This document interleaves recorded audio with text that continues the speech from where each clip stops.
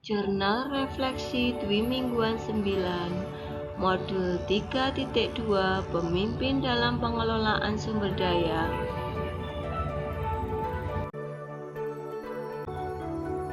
Oleh Krisima Witriandayani, CGP Angkatan 11, dengan fasilitator Ibu Dewi Lestari SPD MPD, pengajar praktik Ibu Sri Purwanti SPD MPD.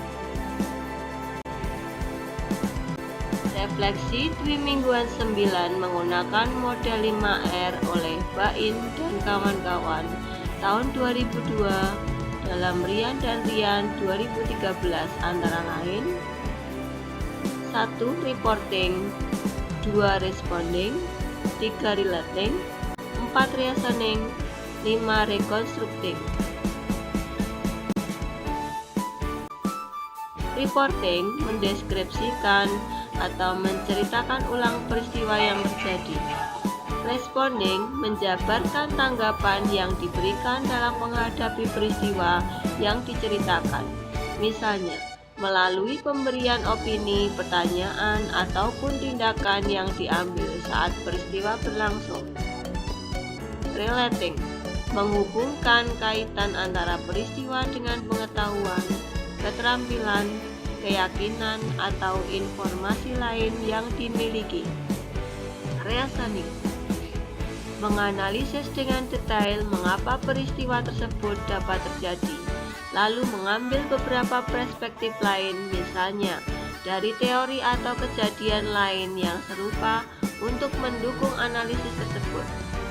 Reconstructing menuliskan rencana alternatif jika menghadapi kejadian serupa di masa mendatang.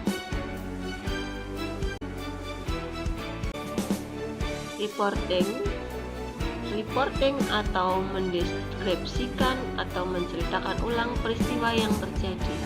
Dalam kegiatan di modul 3.2 Pemimpin sebagai Pengelola Sumber Daya dilakukan mulai dari tanggal 23 Oktober 2024 sampai dengan 1 November 2024. Saya mempelajari materi tersebut melalui beberapa tahapan atau langkah-langkah menggunakan alur merdeka. Yang pertama, mulai dari diri. Dalam kegiatan mulai dari diri ini, saya menuliskan pengalaman secara umum yang pernah dijalani yang terkait dengan modul yang akan dipelajari. Yang kedua, eksplorasi konsep. Dalam eksplorasi konsep, di sini saya mempelajari materi-materi pendekatan yang berbasis kekurangan dan pendekatan berbasis aset atau asset-based learning thinking, di mana dari kedua pendekatan tersebut saya dapat memahami bahwa di sekitar kita ternyata banyak aset yang bisa kita optimalkan untuk peningkatan kualitas sekolah.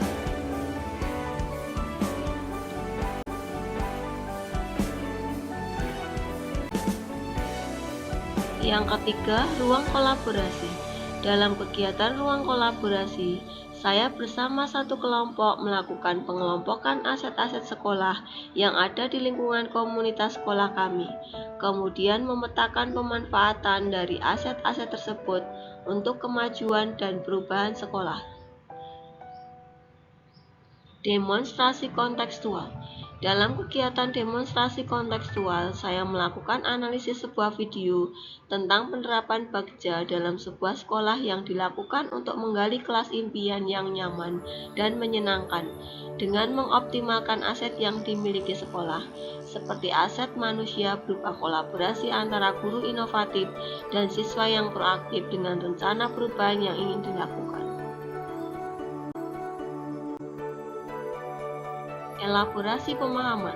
Dalam kegiatan elaborasi pemahaman, saya bersama rekan CGP, PP, Fasil, dan dipimpin oleh instruktur melakukan kegiatan pemantapan pemahaman materi sebagai puncak kegiatan, dan dalam kegiatan elaborasi ini kami diajak untuk memahami lebih mendalam materi, menganalisis, dan membuat refleksi serta memahami miskonsepsi dalam pemahaman materi pada modul ini. Koneksi antar materi.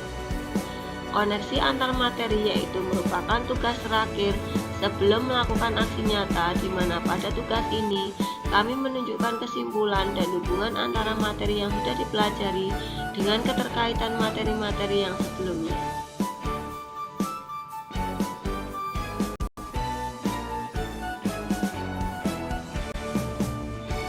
Aksi nyata.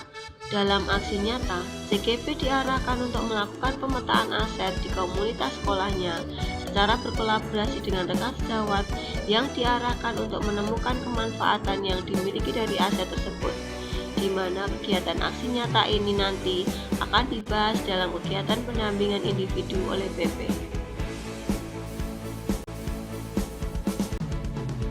Yang kedua, responding. Tanggapan atau respon saya dalam mempelajari modul ini yaitu sangat senang mempelajari modul ini karena sangat mewakili pemikiran kita yang selama ini kami hanya berpikir pada basis kekurangan, dan ternyata dengan kita berpikir pada basis kekurangan kita menjadi sukar untuk berkembang secara optimal. Namun dengan kita mampu menggali aset-aset yang ada di sekolah dan diri kita dengan sangat yakin dan optimis, kita mampu mengoptimalkan aset-aset tersebut untuk menjadi sebuah kekuatan memajukan sekolah kita. Yang ketiga, relating. Sebelum saya mempelajari modul ini, saya merasakan bahwa apabila saya akan membuat program untuk sebuah perubahan untuk sekolah ataupun pembelajaran di kelas, saya merasa kurang apa, selalu berpikir apa bisa ya. Namun dengan adanya pemahaman pemikiran berbasis aset, saya mulai berpikir untuk memetakan aset-aset yang ada di sekolah saya yang bisa dimanfaatkan sebagai pendukung dalam pembelajaran yang interaktif. Misal, dalam hal kecil dengan pemanfaatan lingkungan sekolah sebagai sumber belajar. Jiwa gotong royong yang masih kental bisa kita kembangkan menjadi sebuah kerjasama untuk saling membantu perubahan. Yang keempat, reasoning. Berdasarkan analisis saya, pemahaman tentang pemetaan aset sebaiknya diketahui oleh seluruh warga sekolah. Karena pada wacana yang berkembang, banyak anggota komunitas yang masih memiliki pemahaman berbasis kekurangan.